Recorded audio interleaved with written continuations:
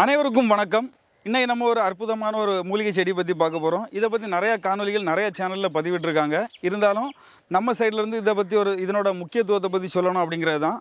இது நம்ம வர்ம தாக்குதலுக்கு இலக்கு முறை கொடுக்கக்கூடிய ஒரு முக்கியமான மூலிகை தான் கரிசலாங்கண்ணி அப்படிங்கிறது. இந்த கரிசலாங்கண்ணி மூலிகை இத அரைச்சு சாறு எடுத்து நல்லெண்ணெய் கூடாலேயோ, இல்ல தேங்காய்யோ, இல்லன்னா வேப்பெண்ணெய் கூடாலேயோ கலந்து இத நம்ம நல்லா காய்ச்சி, இது கூடால பூண்டு, கடுகு இதெல்லாம் நல்லா அரைச்சு போட்டு காய்ச்சி எடுத்தோம் அப்படின்னு சொன்னா, அருமையான ஒரு வர்ம தைலம் கிடைக்கும். அது வலி நிவாரணத்துக்கு ரொம்பவுமே ஒரு முக்கிய மருந்து. அதாவது மூட்டு வலி, முதுகு வலி, இடுப்பு வலி, அதாவது ஜாயிண்ட் பெயின் அப்படின்னு சொல்லுவாங்க.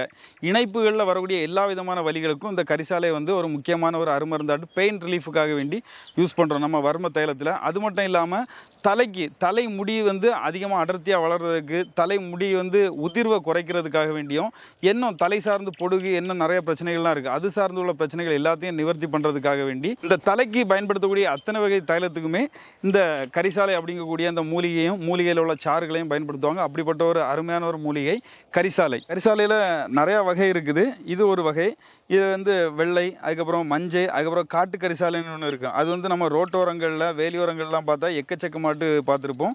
அந்த மாதிரி கரிசாலையில் நிறையா வகைகள் இருக்குது. யாரும் குழப்பம் அடைய வேண்டாம். இதில் எல்லா வகையான கரிசாலையும் பயன்படுத்தலாம். அந்த சாலை ஓரங்களில் இருக்குன்னு சொல்லுவாங்களா, அதை தவிர வேற எல்லா வகையான கரிசாலையும் பயன்படுத்தலாம். நல்ல ஒரு அருமையான மருந்து. மீண்டும் ஒரு அருமையான காணொலியில் சந்திப்போம். நன்றி, வணக்கம்.